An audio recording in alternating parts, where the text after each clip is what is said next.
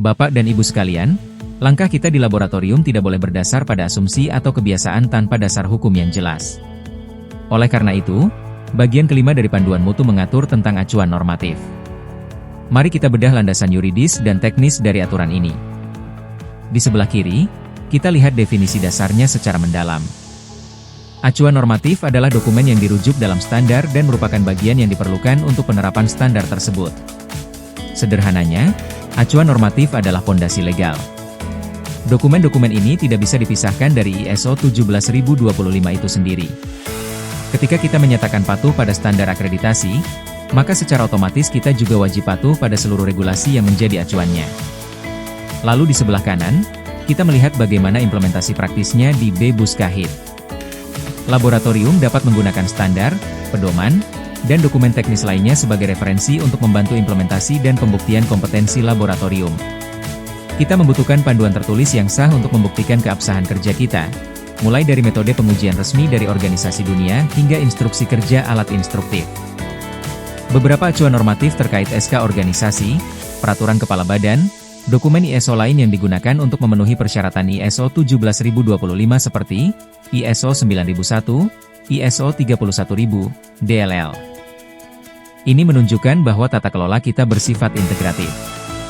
Kita mengacu pada SK organisasi dan peraturan kepala badan karantina sebagai payung hukum nasional kita.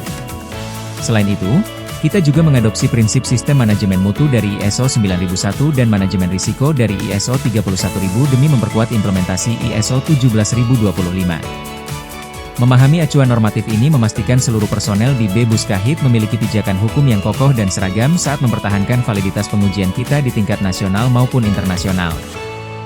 Bapak dan Ibu sekalian, setelah kita mengunci aspek moral melalui integritas dan kerahasiaan di klausul 4, sekarang kita melangkah ke klausul 5, persyaratan struktural.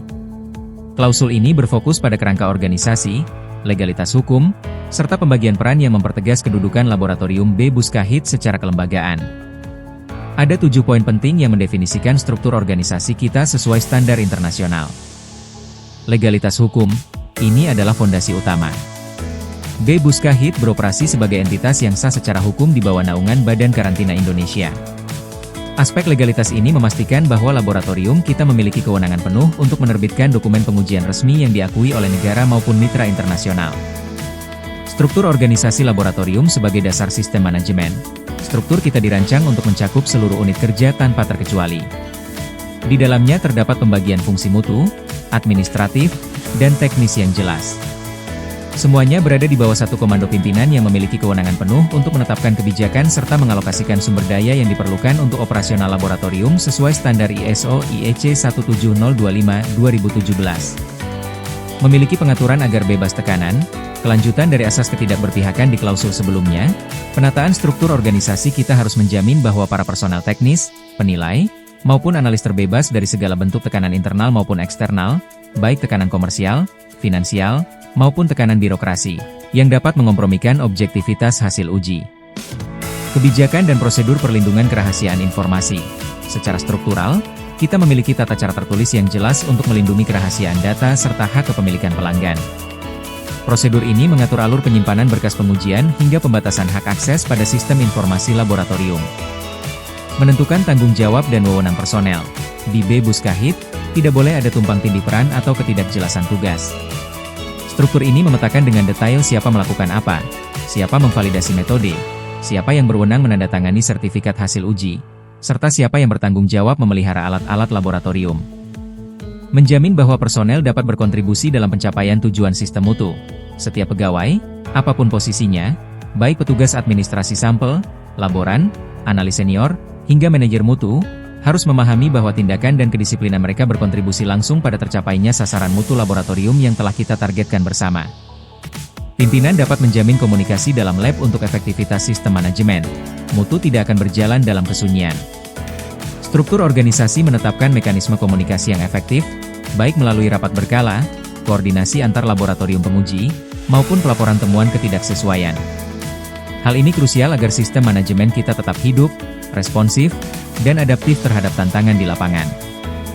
Bapak dan Ibu rekan-rekan sekalian, kejelasan struktur ini dibuat agar laboratorium BE-BUSKA-HIT dapat bergerak secara kokoh, efisien, dan memiliki akuntabilitas kerja yang tinggi dari puncak pimpinan hingga garis operasional terdepan. Bapak dan Ibu sekalian, setelah kita menetapkan struktur organisasi yang kokoh di klausul 5, sekarang kita bergeser ke elemen penggerak utamanya di klausul 6, persyaratan sumber daya, spesifiknya pada subklausul 6.2. Personel. Sehebat apapun teknologi alat uji yang kita miliki di Bebus Kahit, kualitas hasil akhir tetap berada di tangan personel yang mengoperasikannya. Standar ISO IEC 17025 mendisiplinkan pengelolaan SDM kita melalui 5 pilar penting.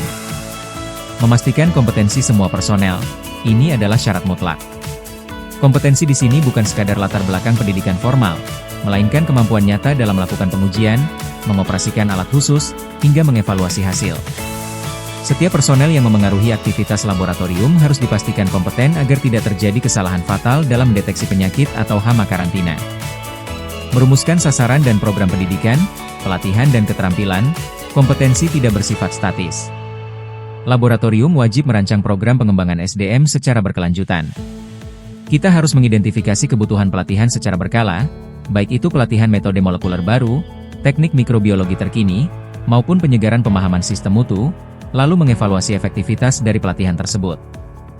Menggunakan personel yang dikaryakan atau dikontrak, standar membolehkan kita menggunakan staf tetap maupun staf kontrak. Namun, poin krusialnya adalah status kepegawaian tidak menghapuskan tanggung jawab mutu. Baik pegawai negeri, honorer, maupun tenaga kontrak ahli, seluruhnya wajib tunduk pada sistem manajemen yang sama, diawasi dengan ketat, dan bekerja sesuai kompetensi yang telah diverifikasi.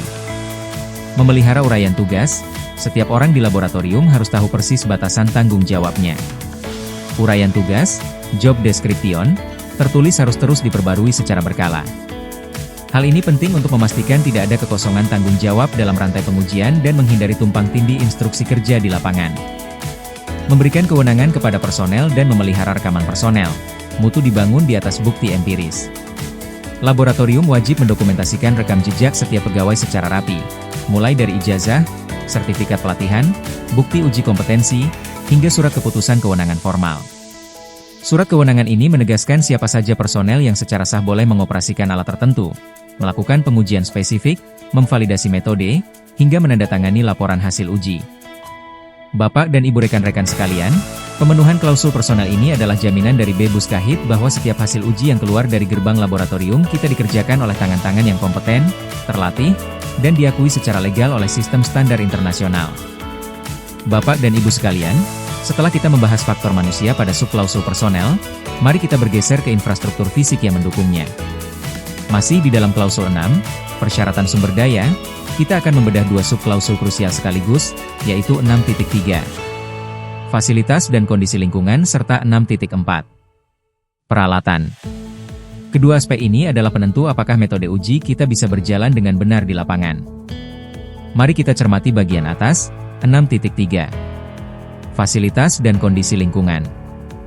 Di laboratorium karantina, lingkungan kerja sangat memengaruhi validitas data.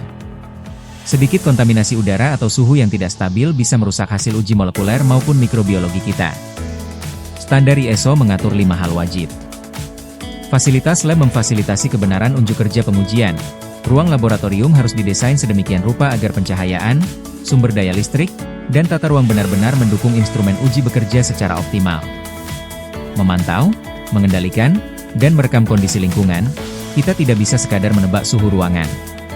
Parameter kritis seperti suhu, kelembapan, hingga sterilisasi udara wajib dipantau setiap hari, dikendalikan alat pengondisi, dan datanya direkam secara tertulis atau digital sebagai bukti pendukung keabsahan uji. Ada pemisah yang efektif antar ruangan, ini adalah kunci pencegahan kontaminasi silang. Harus ada pembatas yang jelas antara area persiapan sampel, area ekstraksi DNA, hingga area amplifikasi. Aktivitas yang tidak kompatibel tidak boleh dicampur dalam satu ruangan. Akses ke lab dikendalikan, laboratorium bukan area umum. Akses masuk harus dibatasi ketat hanya untuk personel yang berwenang demi menjaga keamanan sampel, kerahasiaan data, dan keselamatan kerja. Memastikan kerumah tanggaan yang baik, praktik housekeeping atau kebersihan laboratorium wajib dijaga secara disiplin. Prosedur dekontaminasi dan pembersihan meja kerja sebelum dan sesudah pengujian adalah rutinitas yang tidak boleh ditawar. Selanjutnya, mari kita lihat bagian bawah, 6.4. Peralatan. Alat-alat canggih yang ada di Bebus Kahit adalah aset teknis utama kita. Standarisasi mendisiplinkan pengelolaannya melalui 5 tahapan daur hidup alat. Penanganan peralatan dan bahan kimia, mulai dari penerimaan, pengangkutan, penyimpanan, hingga penggunaan alat dan bahan kimia harus mengikuti instruksi kerja yang aman agar terhindar dari kerusakan atau degradasi mutu. Pemeliharaan peralatan, alat tidak boleh dibiarkan bekerja sampai rusak. Kita wajib memiliki jadwal perawatan berkala, preventive maintenance, untuk memastikan masa pakai dan performa instrumen tetap prima. Kalibrasi peralatan, ini adalah ruh dari ketertelusuran pengukuran. Alat-alat ukur kritis seperti mikropipet, timbangan analitik, hingga mesin PCR wajib dikalibrasi oleh lembaga eksternal yang kompeten secara periodik agar akurasi angkanya sah diakui. Pengecekan di antara 2 jadwal kalibrasi formal, kita wajib melakukan verifikasi internal atau pengecekan antara, intermediate check. Langkah ini penting untuk mendeteksi secara dini apakah ada pergeseran akurasi alat sebelum telanjur digunakan untuk menguji sampel pelayanan. Rekaman peralatan, setiap alat harus memiliki buku log atau riwayat tertulis yang rapi. Rekaman ini mencakup identitas alat, riwayat kerusakan, sertifikat kalibrasi, hingga catatan perawatan harian. Bapak dan Ibu rekan-rekan sekalian, kedisiplinan kita dalam menjaga kondisi lingkungan kerja dan merawat peralatan di Bebus Kahit adalah benteng utama yang memastikan bahwa hasil pembacaan alat kita selalu valid, objektif, dan tidak dapat diganggu-gugat. Bapak dan Ibu sekalian, mari kita tuntaskan pembahasan mengenai klausul 6, persyaratan sumber daya. Pada bagian akhir klausul ini, kita akan membedah 2 elemen krusial yang menjamin keabsahan data dari sudut pandang ketepatan alat ukur serta kendali mutu pasokan luar, yaitu 6.5. Ketertelusuran metrologi dan 6.6. Produk jasa yang disediakan oleh pihak eksternal. Mari kita cermati bagian pertama, 6.5. Ketertelusuran metrologi, metrological traceability. Prinsip ini memastikan bahwa hasil penimbangan, pengukuran suhu, maupun volume di busi tidak berdiri sendiri, melainkan diakui secara global. Ada 5 poin penentu di sini. Konsep ketertelusuran hasil pengukuran. Setiap hasil pembacaan alat kita harus dapat dikaitkan dengan acuan standar internasional yang lebih tinggi melalui rantai kalibrasi yang tidak terputus. Ini memberikan bukti absah bahwa nilai 1 gram atau 1 mikroliter di laboratorium kita sama persis nilainya dengan laboratorium di negara lain. Hierarki ketertelusuran pengukuran, kita mengikuti tingkatan kalibrasi yang baku. Alat kerja harian kita dikalibrasi oleh standar acuan laboratorium, dan standar acuan kita dikalibrasi oleh institusi metrologi. Lab memiliki program dan prosedur penanganan kalibrasi. Kita mengelola penanganan kalibrasi secara sistematis untuk seluruh alat ukur atau alat uji yang berdampak langsung pada hasil akhir pengujian sampel karantina. Standar acuan dan bahan acuan. Untuk peralatan atau material kontrol yang memiliki tingkat kestabilan rendah, kita menerapkan penanganan khusus agar performanya tetap terjaga dan memastikan kalibrasi dilakukan secara konsisten guna meminimalkan penyimpangan nilai ukur. Hasil pemeriksaan harus direkam. Seluruh bukti kalibrasi, sertifikat koreksi angka, hingga hasil verifikasi harian wajib dicatat dan direkam secara rapi sebagai bukti otentik saat audit akreditasi. Selanjutnya, mari kita lihat bagian kedua, 6.6. Produk jasa yang disediakan oleh pihak eksternal. Laboratorium kita tidak memproduksi reagen, kit PCR, atau jasa kalibrasi sendiri. Kebergantungan pada pihak luar ini diatur ketat agar tidak merusak mutu pengujian harian kita melalui 4 tahapan. Pemasok eksternal lab, kita harus mengidentifikasi siapa saja vendor atau penyedia layanan yang memasok kebutuhan kritis laboratorium Bebus Kahit. Evaluasi dan pemilihan pemasok eksternal, kita tidak boleh asal membeli reagen murah. Setiap vendor wajib melalui proses evaluasi rekam jejak, legalitas, dan komitmen mutu sebelum terpilih menjadi mitra resmi laboratorium. Pembelian bahan habis pakai dan peralatan lab, proses pengadaan barang harus didasarkan pada spesifikasi teknis yang jelas dan presisi, sehingga bahan habis pakai yang datang sesuai dengan kebutuhan standar metode pengujian kita. Pengendalian produk dan jasa serta komunikasi dengan pemasok. Saat barang atau jasa dari pihak ketiga datang, kita wajib melakukan inspeksi dan pengujian kesesuaian mutu terlebih dahulu sebelum didistribusikan ke meja laboratorium. Komunikasi berkala dengan pemasok juga terus dijaga untuk memastikan masukan mengenai performa produk mereka tersampaikan dengan baik. Bapak dan Ibu rekan-rekan sekalian, ketertelusuran alat yang presisi serta kendali mutu pasokan eksternal yang ketat adalah jaminan ganda yang memastikan bahwa proses pengujian di Bebus Kahit berjalan di atas rel standar internasional yang kokoh. Bapak dan Ibu sekalian, setelah menyelesaikan tata kelola sumber daya pada klausul sebelumnya, sekarang kita melangkah ke klausul 7, persyaratan proses.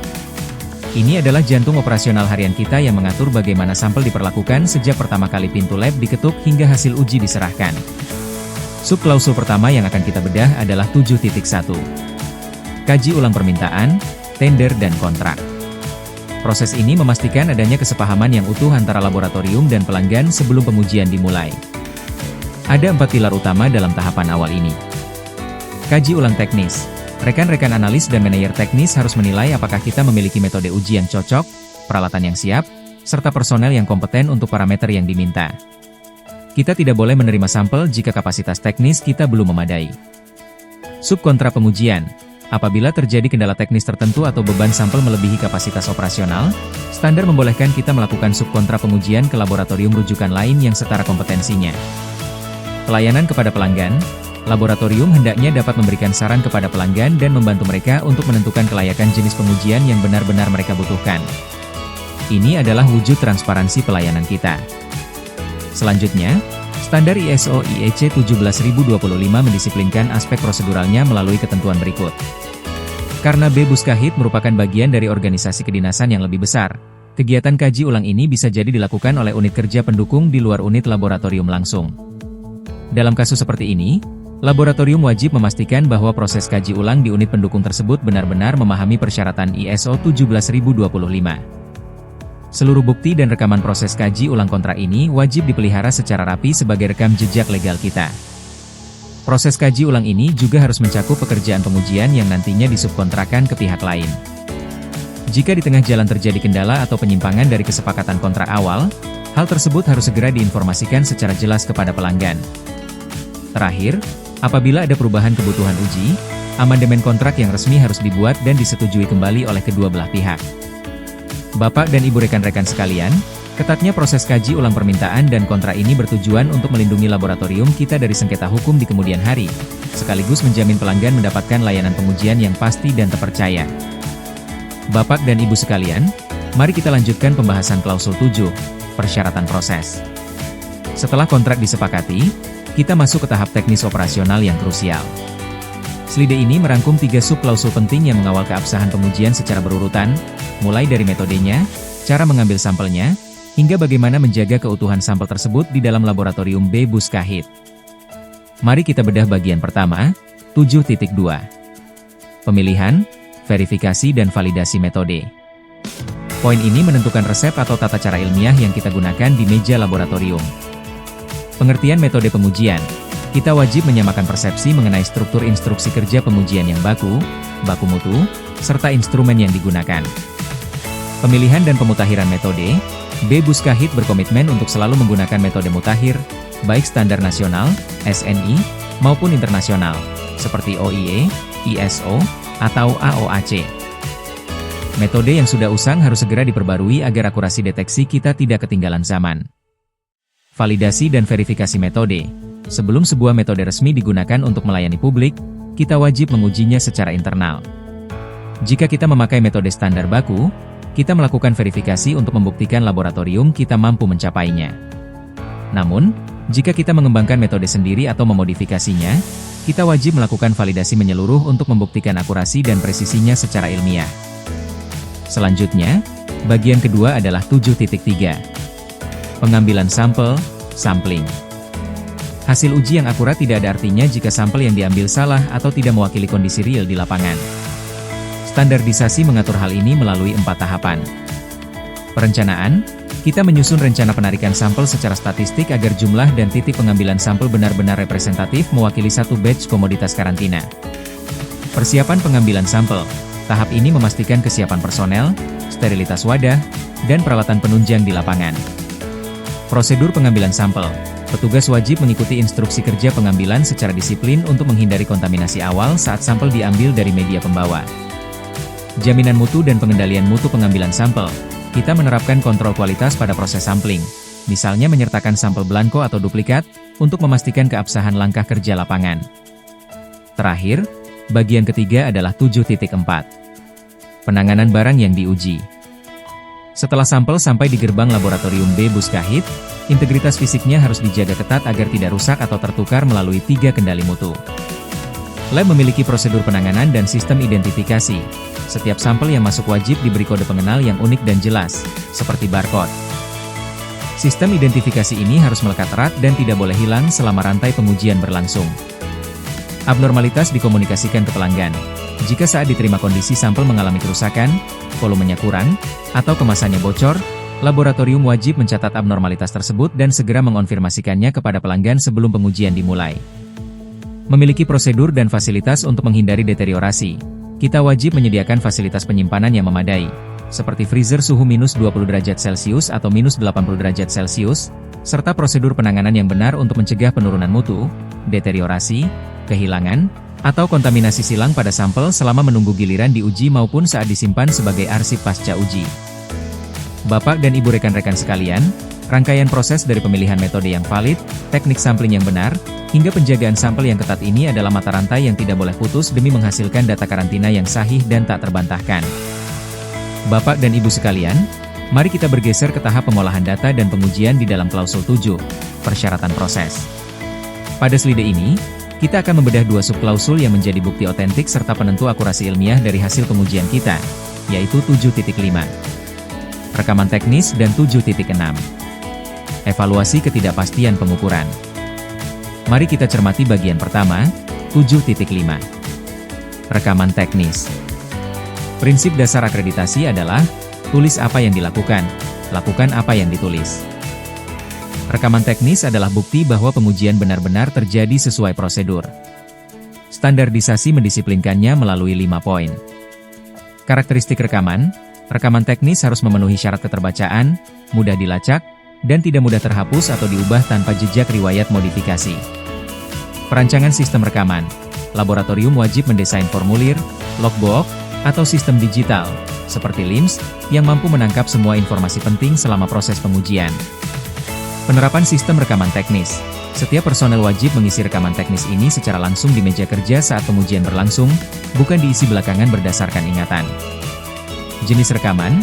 Dokumen ini mencakup banyak hal, mulai dari data penimbangan, lembar kerja analis, grafik hasil pembacaan instrumen, hingga catatan suhu saat pengujian. Rekaman data teknis. Dokumen ini harus memuat informasi yang cukup agar jika suatu saat pengujian perlu diulang, kita bisa merekonstruksinya dalam kondisi yang persis sama. Hal ini termasuk mencatat identitas personel yang bertugas, peralatan yang dipakai, serta kondisi lingkungan saat itu. Selanjutnya, mari kita lihat bagian kedua, 7.6. Evaluasi ketidakpastian pengukuran, uncertainty of measurement. Di dunia ilmiah, tidak ada hasil pengukuran kuantitatif yang benar-benar sempurna 100%. Selalu ada faktor variasi kecil. Standar ISO mendisiplinkan pengukurannya melalui 3 tahapan. Konsep dasar ketidakpastian pengukuran. Kita harus mengidentifikasi semua komponen yang menyumbang variasi nilai, seperti variasi alat ukur, toleransi pipet, pengaruh suhu ruangan, hingga subjektivitas pembacaan analis. Perhitungan ketidakpastian pengukuran. Menggunakan rumus statistik baku, kita menghitung gabungan dari seluruh komponen variasi tersebut menjadi sebuah nilai ketidakpastian rentang angkanya. Interpretasi ketidakpastian pengukuran. Nilai ketidakpastian yang diperoleh kemudian dicantumkan dalam laporan hasil uji kuantitatif. Tujuannya agar pelanggan memahami batas atas dan batas bawah yang realistis dari hasil pengujian komoditas mereka. Bapak dan Ibu rekan-rekan sekalian, kedisiplinan kita dalam mencatat setiap detail data di rekaman teknis serta ketepatan dalam menghitung nilai ketidakpastian pengukuran ini adalah jaminan ilmiah bahwa hasil uji busi transparan, akurat, dan memiliki kredibilitas yang tinggi. Bapak dan Ibu sekalian, setelah kita mencatat data dengan rapi dan memperhitungkan nilai ketidakpastiannya, bagaimana kita bisa yakin bahwa hasil uji yang keluar dari laboratorium B Buskahit benar-benar valid dan tidak keliru? Jawabannya diatur dalam subklausul 7.7. Kepastian keabsahan hasil. Poin ini merupakan mekanisme quality control internal dan eksternal yang wajib dijalankan secara konsisten. Ada 6 instrumen pengendali mutu yang kita terapkan untuk menjamin validitas data tersebut. Lab. Mempunyai prosedur pengendalian mutu, ini adalah payung utamanya. B Buskahit memiliki panduan tertulis yang baku mengenai bagaimana, kapan, dan siapa yang bertugas melakukan monitoring mutu pengujian. Data hasil pemantauan ini harus direkam dan dianalisis secara statistik untuk mendeteksi tren atau penyimpangan secara dini. Penggunaan bahan acuan bersertifikat secara reguler, kita tidak bisa hanya mengandalkan instrumen.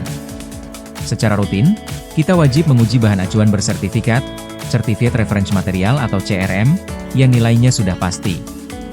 Jika hasil pembacaan analis pada CRM tersebut akurat, maka hal itu membuktikan bahwa sistem pengujian kita pada sampel pelayanan juga berjalan dengan benar. Partisipasi dalam uji banding antar lab atau profisiensi, ini adalah pembuktian eksternal. Secara periodik, kita mengirimkan perwakilan laboratorium atau ikut serta dalam program Proficiency Testing, PT. Kita menguji sampel, buta, dari penyelenggara eksternal untuk membuktikan bahwa akurasi pengujian analis B-Buskahit setara dan diakui oleh komunitas laboratorium rujukan lainnya. Replika pengujian menggunakan pengujian yang sama.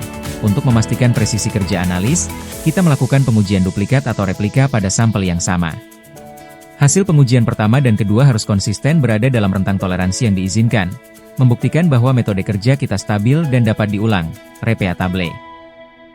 Pengujian ulang barang yang masih ada. Jika ada keraguan pada suatu hasil, atau sebagai bagian dari monitoring internal, kita melakukan pengujian ulang terhadap arsip sampel yang masih tersimpan. Ini menguji konsistensi hasil dalam rentang waktu tertentu. Korelasi hasil dari karakteristik barang yang berbeda, poin ini menuntut ketajaman analisis kita. Personel lab harus mampu melihat hubungan logis antara parameter uji yang berbeda pada satu sampel. Misalnya, jika uji molekuler PCR menunjukkan hasil positif kuat untuk suatu penyakit, maka gejala klinis atau karakteristik fisik sampel yang tercatat seharusnya menunjukkan korelasi atau pola yang sejalan. Bapak dan Ibu rekan-rekan sekalian, keenam instrumen jaminan mutu di klausul 7.7 ini adalah benteng terakhir kita. Penerapan poin-poin ini memastikan bahwa setiap lembar sertifikat hasil uji yang diterbitkan oleh B-Buskahit memiliki kekuatan ilmiah yang kokoh, sahih, dan sepenuhnya terpercaya. Bapak dan Ibu sekalian, sampailah kita pada muara dari seluruh rangkaian proses pengujian di dalam klausul 7, persyaratan proses, yaitu subklausul 7.8. Pelaporan hasil. Laporan pengujian atau sertifikat analisis adalah produk akhir sekaligus wajah dari seluruh kinerja laboratorium B-Buskahit. Segala jeripayah kita, mulai dari penerimaan sampel hingga analisis di meja lab, akan dinilai oleh pelanggan dan publik melalui dokumen ini. Oleh karena itu, standar ISO IEC 17025 mengatur proses pelaporan ini secara ketat melalui 4 pilar utama.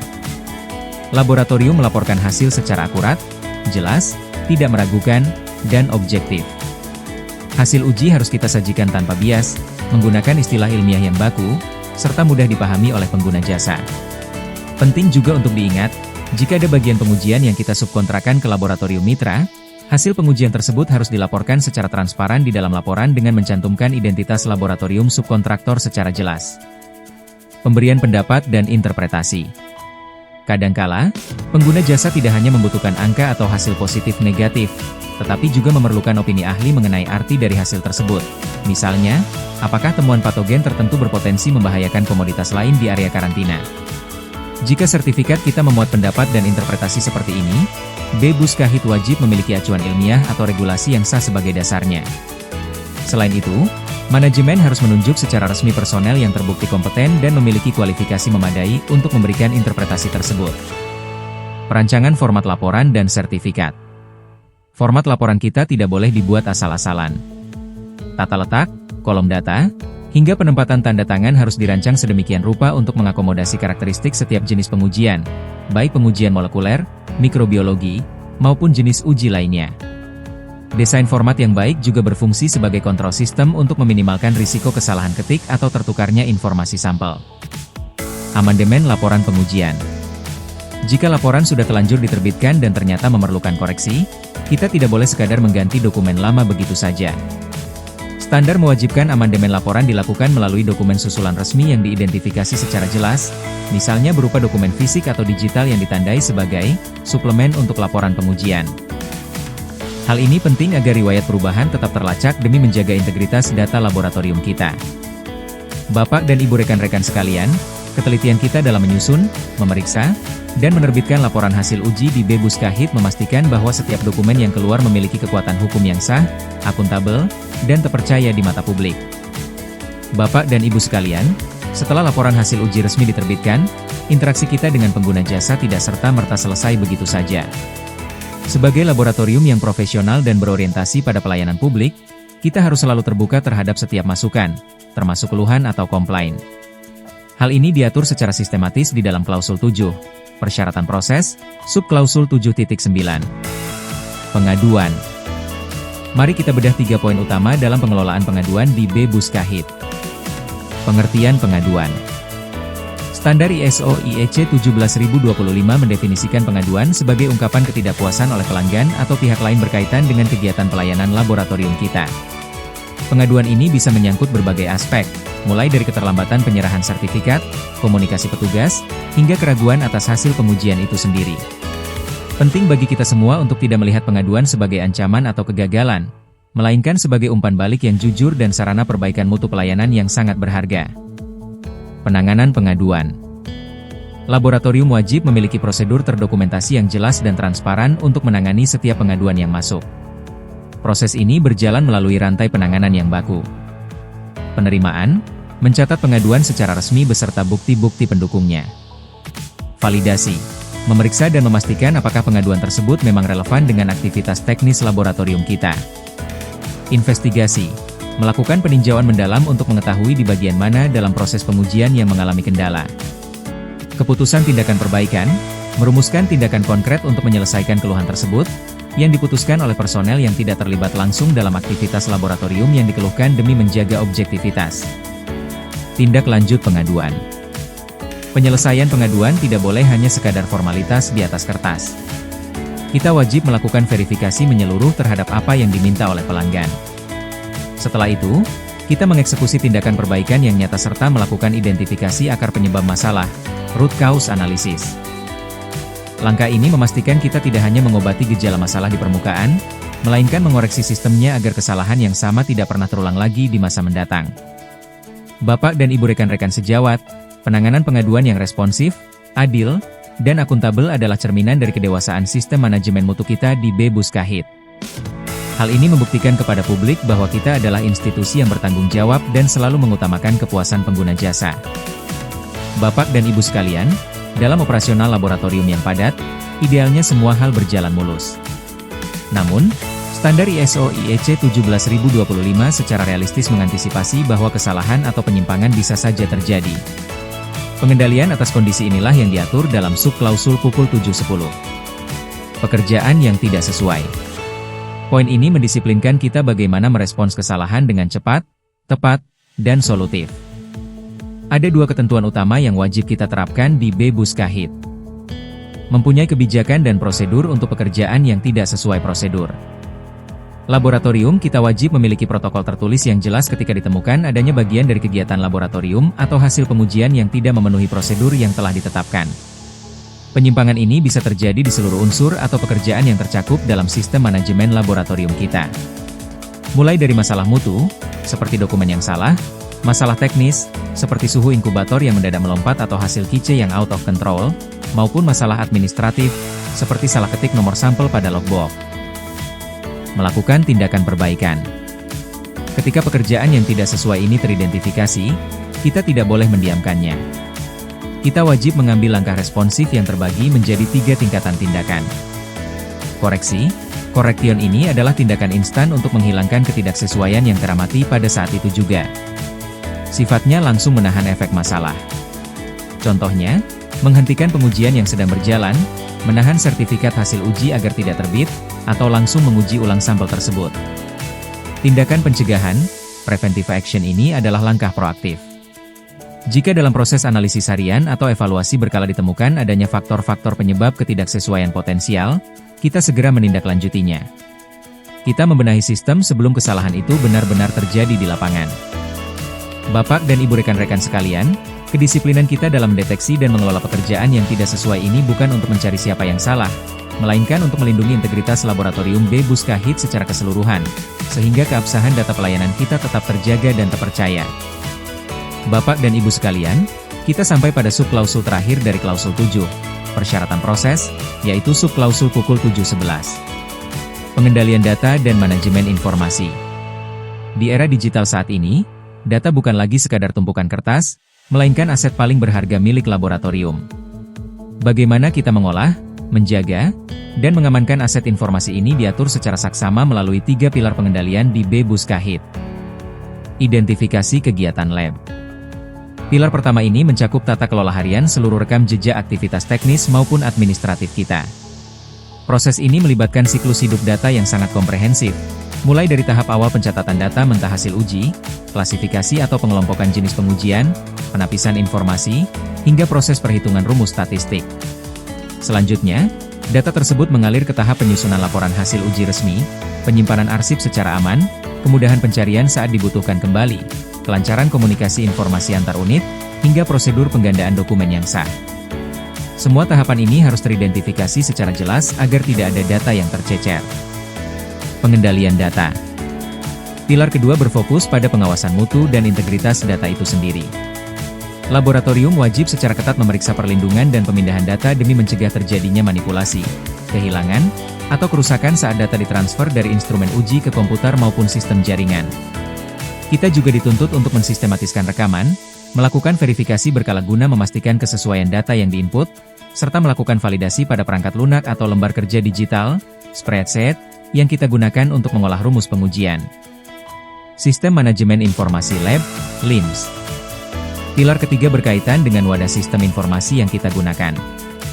Baik sistem ini berbasis komputerisasi penuh maupun kombinasi dengan dokumen fisik, laboratorium wajib menjamin adanya perlindungan akses data. Artinya, tidak semua orang bisa masuk, mengubah, atau menghapus data sesuka hati. Hak akses dibatasi secara ketat menggunakan kata sandi dan tingkatan kewenangan yang jelas sesuai job description masing-masing personel.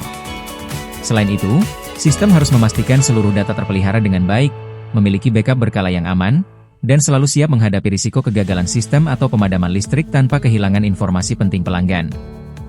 Bapak dan Ibu rekan-rekan sekalian, keberhasilan kita dalam menerapkan pengendalian data dan manajemen informasi di klausul pukul 7.11 ini adalah kunci utama untuk menjaga kerahasiaan, keutuhan, dan ketersediaan data BE Buskahit, sekaligus menutup seluruh rangkaian persyaratan proses dengan standar akuntabilitas yang tinggi. Bapak dan Ibu sekalian, setelah kita membedah seluruh aspek teknis operasional dan alur sampel pada klausul 7, kini kita tiba di babak terakhir dari standar ISO IEC 17025, yaitu klausul 8, persyaratan manajemen. Jika klausul-klausul sebelumnya adalah penggerak roda laboratorium, maka klausul 8 ini adalah sistem kemudi dan bahan bakarnya. Di bagian awal, yaitu subklausul 8.1. Umum, kita diperkenalkan pada bagian alur berpikir sistem manajemen yang sangat mendasar namun krusial. Mari kita perhatikan skema di layar. Di sini terdapat hubungan sebab akibat yang jelas. Laboratorium kita memiliki sumber daya, yang sudah kita bahas di klausul 6, mulai dari personel yang kompeten, peralatan canggih, hingga fasilitas lingkungan yang terkendali. Namun, sumber daya yang hebat ini tidak akan menghasilkan apa-apa tanpa adanya arah yang jelas. Arah tujuan kita dipetakan secara terukur dalam bentuk sasaran mutu. Nah, jembatan yang menghubungkan antara sumber daya menuju sasaran mutu tersebut adalah dengan menerapkan kebijakan dan prosedur. Artinya, manajemen BE Buskahit menyusun kebijakan mutu dan prosedur kerja baku, SOP, bukan untuk menambah beban administrasi kita, melainkan sebagai instrumen untuk mengikat, mengarahkan, dan mengendalikan seluruh sumber daya yang kita miliki. Dengan kepatuhan penuh pada kebijakan dan prosedur ini, seluruh aktivitas harian kita akan secara konsisten bergerak mencapai sasaran mutu yang telah ditargetkan. Bapak dan Ibu rekan-rekan sekalian, pemahaman klausul 8.1 ini mengingatkan kita bahwa kekuatan teknis laboratorium harus selalu ditopang oleh sistem manajemen yang tertib, sistematis, dan konsisten agar mutu pelayanan kita tetap terjaga di level tertinggi. Bapak dan Ibu sekalian, mari kita lanjutkan pembahasan di klausul 8, persyaratan manajemen, khususnya pada subklausul 8.2. Dokumentasi sistem manajemen. Jika pada slide sebelumnya kita memahami pentingnya kebijakan dan prosedur secara makro, di slide ini kita akan melihat bagaimana aturan-aturan tersebut didokumentasikan dan dikendalikan agar sistem mutu laboratorium BE Buskahit memiliki landasan yang kokoh. Ada 4 pilar utama dalam dokumentasi sistem manajemen yang wajib dipenuhi. Menetapkan kebijakan dan sasaran mutu yang dikaji ulang dalam kaji ulang manajemen. Manajemen puncak laboratorium bertugas merumuskan komitmen mutu tertulis serta target pencapaian organisasi. Kebijakan dan sasaran mutu ini tidak bersifat kaku atau sekali jadi. Dokumen tersebut harus dievaluasi secara berkala melalui forum rapat kaji ulang manajemen, RKUM, untuk memastikan relevansinya terhadap perkembangan laboratorium. Sasaran mutu harus terukur dan ditetapkan dengan mempertimbangkan berbagai aspek penting. Standar ISO IEC 17025 menegaskan bahwa sasaran mutu tidak boleh sekadar berupa slogan normatif, melainkan harus bisa dikuantifikasi atau diukur secara objektif. Penetapannya wajib mempertimbangkan kebutuhan saat ini dan masa depan organisasi, dinamika pasar yang kita layani, serta tingkat kepuasan pelanggan. Selain itu, efektivitas pencapaian sasaran ini harus terus dipantau dan diukur perkembangannya. Manajemen puncak harus menjamin integritas sistem manajemen dipelihara. Ketika laboratorium menghadapi perubahan, baik itu perubahan regulasi, restrukturisasi organisasi, maupun perpindahan sistem kerja, manajemen puncak memegang tanggung jawab penuh agar sistem mutu tidak goyang atau rusak. Setiap perubahan wajib direncanakan secara matang terlebih dahulu sebelum diimplementasikan di lapangan. Tanggung jawab manajemen teknis dan manajer mutu ditetapkan dalam panduan mutu. Agar tidak terjadi tumpang tindih peran atau kebingungan koordinasi, dokumen tertinggi kita, yaitu panduan mutu, harus secara eksplisit menjabarkan pembagian wewenang. Di sana tertulis jelas apa saja tanggung jawab ranah manajer teknis terkait keabsahan data pengujian, serta apa saja fungsi manajer mutu dalam mengawal kepatuhan sistem standar internasional. Bapak dan Ibu rekan-rekan sekalian, tertibnya dokumentasi sistem manajemen ini adalah jaminan bahwa gerak langkah pelayanan di BBuskahit selalu memiliki acuan tertulis yang baku, transparan, dan dapat dipertanggungjawabkan secara profesional. Bapak dan Ibu sekalian, mari kita bedah sub-klausul berikutnya di klausul 8, persyaratan manajemen, yaitu 8.3. Pengendalian dokumen. Di dalam laboratorium terakreditasi, semua acuan kerja harus terkendali dengan ketat agar tidak ada personel yang bekerja menggunakan metode usang atau instruksi keliru. Di BBuskahit, pengelolaan dokumen ini diatur melalui hierarki yang terstruktur serta prosedur kendali yang baku.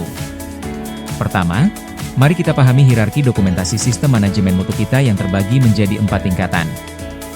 A. Panduan mutu. Ini adalah dokumen tingkat tertinggi kita. Panduan mutu berfungsi menjelaskan sistem manajemen mutu secara menyeluruh, yang sejalan dengan kebijakan mutu dan sasaran mutu organisasi. B. Prosedur. Dokumen tingkat kedua ini menjabarkan proses dan kegiatan yang saling berkaitan secara sistematis, yang diperlukan untuk implementasi praktis dari sistem manajemen mutu kita di lapangan. C. Instruksi kerja. IKA ini adalah dokumen kerja yang sangat rinci mengenai teknis pelaksanaan suatu pekerjaan, seperti tata cara mengoperasikan mesin PCR atau metode ekstraksi sampel tertentu. D. Form. Dokumen tingkat keempat yang berupa formulir kosong, yang digunakan secara tertulis atau digital untuk merekam data yang diperlukan dalam sistem manajemen mutu sehari-hari. Selanjutnya, standar ISO IEC 17025 mendisiplinkan siklus hidup seluruh dokumen tersebut melalui 3 aturan kendali mutu. Menetapkan dan memelihara prosedur pengendalian dokumen. Laboratorium wajib memiliki aturan baku mengenai cara pembuatan, penomoran, peninjauan berkas, hingga penarikan dokumen yang sudah tidak berlaku agar tidak tersebar di meja kerja. Pengesahan dan penerbitan dokumen. Setiap dokumen sistem mutu yang baru atau hasil revisi tidak boleh langsung dipakai secara liar. Dokumen tersebut harus ditinjau dan disahkan secara resmi oleh personel yang berwenang sebelum diterbitkan dan didistribusikan. Perubahan dokumen. Apabila ada perubahan metode, regulasi, atau alur kerja, mekanisme perubahan dokumen harus tercatat jejak riwayatnya dengan jelas, sehingga kita tahu apa saja poin yang direvisi, kapan direvisi, dan siapa yang menyetujuinya. Bapak dan Ibu rekan-rekan sekalian, ketatnya kendali dokumen pada klausul 8.3 ini adalah fondasi utama yang memastikan seluruh personel BBuskahit melangkah dengan panduan, instruksi, dan formulir resmi yang seragam serta terbarukan. Bapak dan Ibu sekalian, menyambung pembahasan sub-klausul pengendalian dokumen sebelumnya, mari kita perjelas visualisasi dari piramida dokumen tersebut. Di layar saat ini, kita bisa melihat hierarki dokumen sistem mutu yang diterapkan di BBuskahit. Piramida ini menggambarkan alur dari kebijakan yang bersifat makro di puncak, hingga bukti pelaksanaan yang sangat mikro di dasarnya. Mari kita bedah karakteristik dari keempat level dokumen ini dari atas ke bawah. Level I, Panduan Mutu. Dokumen ini berada di puncak piramida karena sifatnya yang paling mendasar dan strategis. Panduan mutu berisi pernyataan tertulis mengenai komitmen, kebijakan, struktur organisasi, serta arah sasaran mutu laboratorium BBuskahit secara menyeluruh. Dokumen ini menjadi kiblat bagi seluruh aturan di bawahnya. Level 2, Prosedur. Masuk ke level kedua, kita memiliki prosedur mutu atau SOP. Jika panduan mutu berupa pernyataan kebijakan, maka prosedur ini menjelaskan tentang cara melakukan suatu proses yang melibatkan koordinasi antar bagian atau unit kerja. Dokumen ini mengatur alur koordinasi, tanggung jawab, dan batasan interaksi di laboratorium untuk memastikan sistem mutu terimplementasi secara padu. Level 3, Instruksi Kerja. Turun ke level ketiga, dokumen menjadi semakin spesifik dan teknis, yaitu instruksi kerja atau IK. Dokumen ini menjabarkan secara detail bagaimana cara melakukan sebuah pekerjaan teknis di meja laboratorium.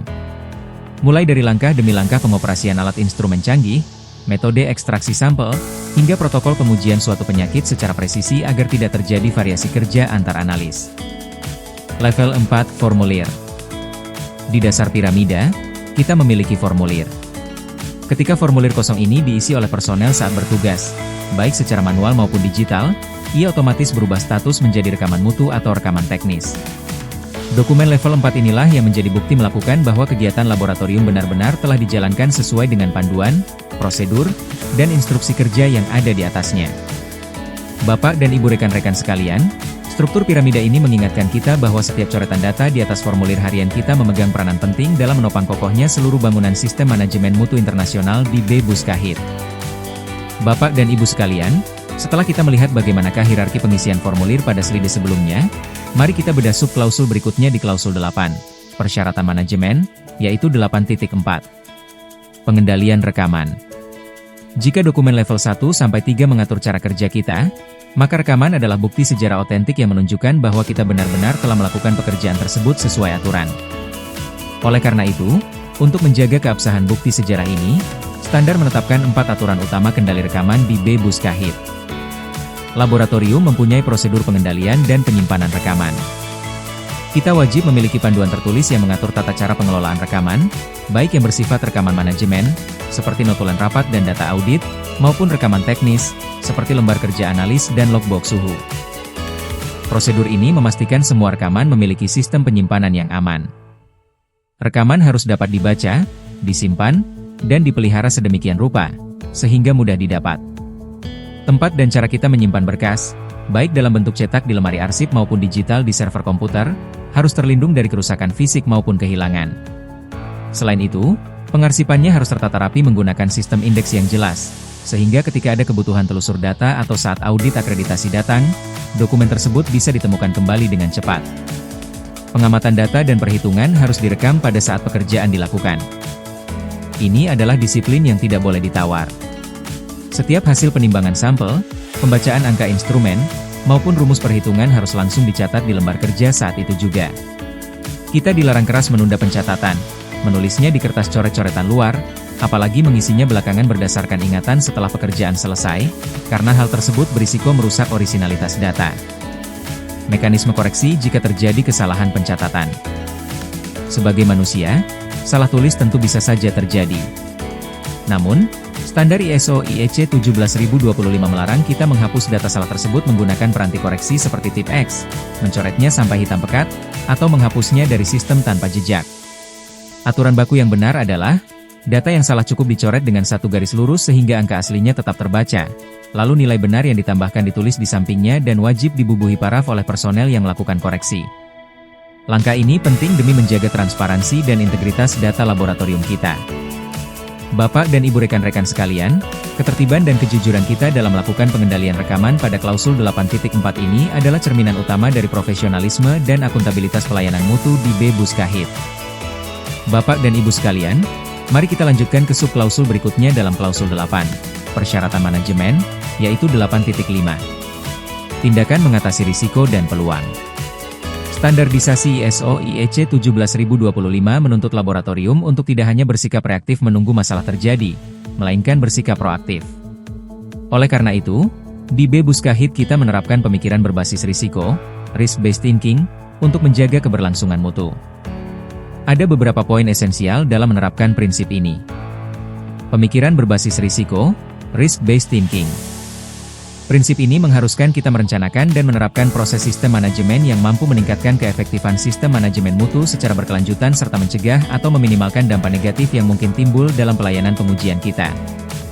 Tahapan tindakan mengatasi risiko dan peluang. Dalam mengeksekusi mitigasi, kita melakukan berbagai tahapan peninjauan komprehensif. Langkah ini antara lain meliputi kaji ulang prosedur secara berkala, analisis data operasional, analisis risiko teknis, serta evaluasi hasil uji banding atau uji profisiensi. Dari instrumen-instrumen tersebut, kita melakukan identifikasi akar penyebab masalah, merumuskan alternatif tindakan perbaikan untuk meminimalkan risiko, sekaligus mengidentifikasi peluang peningkatan mutu layanan.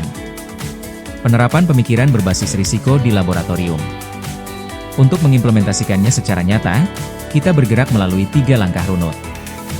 Menentukan sumber dalam penentuan risiko dan peluang, kita mengidentifikasi potensi risiko dan peluang dari aspek-aspek penting organisasi, seperti kewajiban kepatuhan hukum, isu internal, misalnya keterbatasan personel, serta isu eksternal, seperti perubahan regulasi karantina global. Menentukan tindakan mengatasi risiko dan meningkatkan peluang. Setelah titik risiko dipetakan, kita merumuskan tindakan nyata untuk menekan risiko tersebut ke level serendah mungkin, sekaligus mengambil langkah strategis untuk memanfaatkan peluang yang ada. Menentukan rencana tindakan mengatasi risiko dan peluang. Rencana ini disusun secara struktural, lengkap dengan penunjukan personel yang bertanggung jawab serta target waktu eksekusinya agar mitigasi berjalan efektif. Bapak dan Ibu rekan-rekan sekalian, penerapan tindakan mengatasi risiko dan peluang pada klausul 8.5 ini adalah perisai kita. Dengan memetakan risiko sejak awal, Laboratorium B Buskahit dapat terus beroperasi dengan aman, stabil, dan tangguh menghadapi dinamika tantangan ke depan. Bapak dan Ibu sekalian, mari kita bergeser ke subklausul berikutnya dalam klausul 8, persyaratan manajemen, yaitu 8.6. Peningkatan. Di dalam sistem manajemen mutu internasional, sebuah laboratorium tidak boleh merasa puas hanya dengan status quo. Standar ISO IEC 17025 mewajibkan adanya komitmen untuk melakukan continual improvement atau peningkatan berkelanjutan guna memastikan efektivitas sistem manajemen kita di B Buskahit selalu naik kelas dari waktu ke waktu. Untuk menggerakkan roda peningkatan berkelanjutan tersebut, standar menetapkan 4 instrumen utama yang wajib kita gunakan secara terintegrasi. Kebijakan mutu. Ini adalah fondasi awalnya. Pernyataan komitmen mutu dari manajemen puncak menjadi pendorong moral dan legal bagi seluruh personel untuk selalu mengevaluasi tata cara kerja agar pelayanan pengujian kita tetap prima dan tidak tertinggal. Sasaran mutu. Melalui pemantauan target-target pencapaian yang terukur, kita dapat melihat di bagian mana laboratorium kita sudah mencapai target, dan di bagian mana kita harus melakukan akselerasi atau peningkatan performa operasional. Hasil audit. Baik temuan dari audit internal maupun audit eksternal oleh asesor akreditasi bukanlah sebuah aib, melainkan potret objektif sistem kita. Dari rekomendasi dan temuan ketidaksesuaian yang muncul dalam hasil audit tersebut, kita mendapatkan ruang-ruang perbaikan yang nyata untuk menyempurnakan celah operasional di laboratorium. Kaji ulang manajemen. Forum tertinggi atau rapat tinjauan manajemen, RKUM, adalah tempat di mana seluruh data efektivitas sistem bermuara. Disinilah keputusan-keputusan penting diambil untuk melakukan perbaikan, yang eksekusinya dapat berupa perubahan kecil yang bersifat teknis operasional maupun perubahan strategis yang bersifat struktural terhadap organisasi demi merespons dinamika kebutuhan layanan karantina. Bapak dan Ibu rekan-rekan sekalian, pemenuhan klausul 8.6 ini menegaskan bahwa peningkatan mutu bukanlah sebuah proyek yang memiliki titik henti, melainkan sebuah budaya kerja yang dinamis dan terus berputar demi menjaga kredibilitas B Buskahit di masa kini dan masa depan. Bapak dan Ibu sekalian, mari kita bergeser ke subklausul berikutnya dalam klausul 8, persyaratan manajemen, yaitu 8.7. Tindakan perbaikan. Jika pada klausul pukul 7.10 kita sempat menyinggung penanganan instan terhadap kesalahan kerja, di klausul 8.7 ini kita membahas payung sistem manajemennya secara lebih komprehensif. Tindakan perbaikan di sini berfokus pada langkah sistemis agar kesalahan yang sudah terlanjur terjadi tidak terulang kembali di kemudian hari. Standar ISO IEC 17025 mendisiplinkan siklus tindakan perbaikan ini melalui 5 tahapan utama. Laboratorium menetapkan kebijakan dan prosedur tindakan perbaikan. B Buskahit wajib memiliki aturan baku yang terdokumentasi mengenai tata cara merespons adanya ketidaksesuaian. Prosedur ini mengatur alur birokrasi, penunjukan personel yang bertanggung jawab, hingga tenggat waktu penyelesaian masalah secara formal. Melakukan analisis penyebab, root cause analysis. Ini adalah tahapan yang paling krusial. Ketika ditemukan kesalahan, kita tidak boleh langsung menyalahkan personel atau melompat pada kesimpulan luar. Kita harus membedah sistem secara ilmiah untuk menemukan akar penyebab masalah yang sesungguhnya. Apakah kesalahan terjadi karena metode kurang jelas, alat kurang terkalibrasi, atau memang ada beban kerja yang berlebih? Melakukan pemilihan dan pelaksanaan tindakan perbaikan. Setelah akar penyebabnya ditemukan, manajemen menetapkan tindakan perbaikan yang paling rasional, efektif, dan sebanding dengan besarnya dampak masalah. Langkah perbaikan yang dipilih tersebut kemudian langsung dieksekusi di lapangan untuk mengoreksi sistem yang rusak. Melakukan pemantauan tindakan perbaikan. Langkah kita tidak berhenti setelah tindakan dieksekusi. Kita wajib memantau dan mengaudit kembali area yang bermasalah tersebut dalam rentang waktu tertentu. Pemantauan ini bertujuan untuk membuktikan secara empiris apakah tindakan perbaikan yang telah kita jalankan benar-benar efektif menghilangkan masalah atau tidak. Sumber pemicu tindakan perbaikan. Tindakan perbaikan ini berfungsi sebagai peranti peningkatan mutu laboratorium yang bisa dipicu oleh 4 sumber data. Rekaman pekerjaan yang tidak sesuai, adanya temuan penyimpangan teknis atau administratif saat pengujian harian. Pengaduan pelanggan, umpan balik negatif atau keluhan resmi dari pengguna jasa layanan karantina. Laporan audit, temuan ketidaksesuaian yang didokumentasikan oleh auditor internal maupun eksternal. Usulan dari personel di dalam organisasi, masukan kritis dan konstruktif dari rekan-rekan analis atau staf yang melihat adanya celah kelemahan dalam sistem kerja harian kita. Bapak dan Ibu rekan-rekan sekalian, kedisiplinan kita dalam menjalankan rantai tindakan perbaikan pada klausul 8.7 ini memastikan bahwa Laboratorium B Buskahit tidak pernah jatuh di lubang kesalahan yang sama, melainkan terus tumbuh menjadi institusi pengujian yang semakin matang dan terpercaya. Bapak dan Ibu sekalian, mari kita bergeser ke subklausul berikutnya dalam klausul 8, persyaratan manajemen, yaitu 8.8. Audit internal. Jika tindakan perbaikan pada slide sebelumnya berfokus menyelesaikan masalah yang sudah muncul, maka audit internal adalah instrumen deteksi dini laboratorium kita. Ini adalah mekanisme evaluasi mandiri untuk memastikan bahwa seluruh sistem mutu dan teknis di B Buskahit tetap berjalan sesuai dengan standar ISO IEC 17025. Ada 4 pilar penting yang wajib kita laksanakan dalam agenda audit internal ini. Secara periodik melakukan audit internal oleh personel yang kompeten. Laboratorium wajib menjadwalkan audit internal secara berkala. Ketentuannya, seluruh elemen sistem manajemen mutu, baik aspek administratif, manajemen, hingga pengujian teknis di meja lab, harus diaudit secara menyeluruh dalam kurun waktu 1 tahun. Selain itu, kegiatan ini wajib dieksekusi oleh personel auditor internal yang telah terlatih, kompeten, dan idealnya bersifat independen atau tidak mengaudit pekerjaan mereka sendiri demi menjaga objektivitas penilaian. Melakukan tindakan perbaikan. Apabila selama proses audit internal ditemukan adanya ketidaksesuaian atau celah penyimpangan dari prosedur yang berlaku, bagian yang diaudit wajib segera mengambil langkah responsif. Kita harus mencari akar masalahnya dan mengeksekusi tindakan perbaikan yang nyata agar sistem kembali berjalan di koridor yang benar. Hasil audit internal direkam. Semua proses ini harus terdokumentasi dengan rapi. Mulai dari rencana audit, daftar periksa, checklist, temuan ketidaksesuaian di lapangan, hingga usulan perbaikan harus dicatat dan direkam secara resmi sebagai bukti otentik pelaksanaan komitmen mutu kita. Melakukan verifikasi tindak lanjut. Langkah terakhir yang tidak boleh dilewatkan adalah verifikasi. Tim manajemen mutu atau auditor wajib meninjau kembali area yang sempat ditemukan ketidaksesuaian untuk memastikan apakah tindakan perbaikan yang telah dijanjikan benar-benar sudah dilaksanakan dengan efektif dan tuntas. Bapak dan Ibu rekan-rekan sekalian, pelaksanaan audit internal di klausul 8.8 ini bukan bertujuan untuk mencari-cari kesalahan personel, melainkan sebagai cermin jujur bagi kita semua untuk terus menjaga keandalan sistem, sehingga Laboratorium B Buskahit selalu siap dan prima kapanpun audit eksternal atau reakreditasi dilakukan.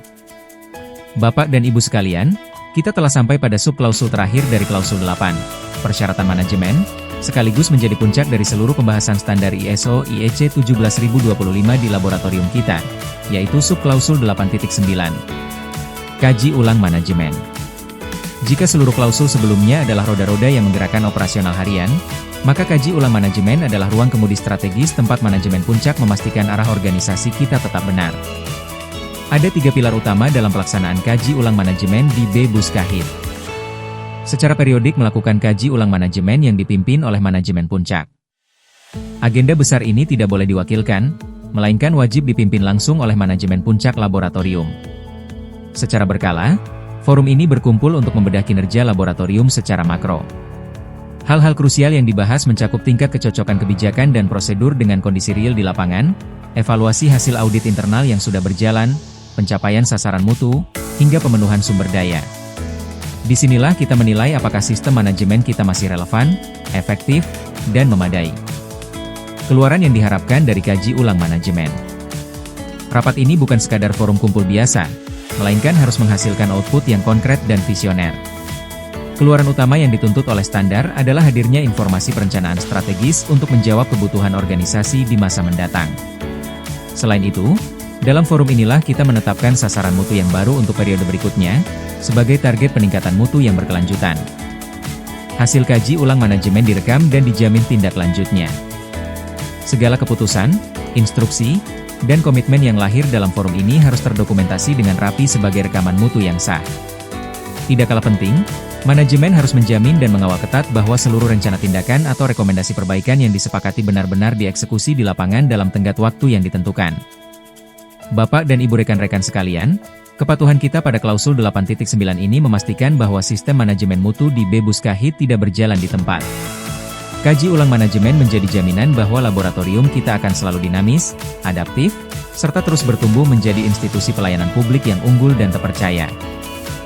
Bapak dan Ibu sekalian, setelah kita membedah seluruh pasal demi pasal dalam standar ISO IEC 17025, mulai dari tata kelola personel, proses pengujian sampel, hingga rapat tinjauan manajemen, bagaimanakah cara kita merangkum dan menggerakkan semua aturan tersebut secara sederhana dalam aktivitas sehari-hari? Jawabannya ada pada siklus yang tertera di layar saat ini, yaitu siklus PDCA untuk peningkatan berkelanjutan. Siklus PDCA ini menggabungkan seluruh persyaratan teknis dan manajemen Bebus Kahit ke dalam 4 langkah dinamis yang saling berkesinambungan. 01 Plan, perencanaan. Langkah pertama dimulai dari perencanaan yang matang. Di tahap ini, laboratorium menetapkan sasaran mutu yang terukur, merumuskan kebijakan operasional, serta secara proaktif mengidentifikasi berbagai risiko potensial yang dapat mengganggu validitas hasil uji kita. Perencanaan ini menjadi jangkar agar seluruh langkah teknis kita memiliki arah yang jelas. 02 Pelaksanaan. 03 Cek, evaluasi. Kita tidak boleh hanya sekadar bekerja tanpa melakukan kilas balik. Tahap cek adalah instrumen evaluasi kita.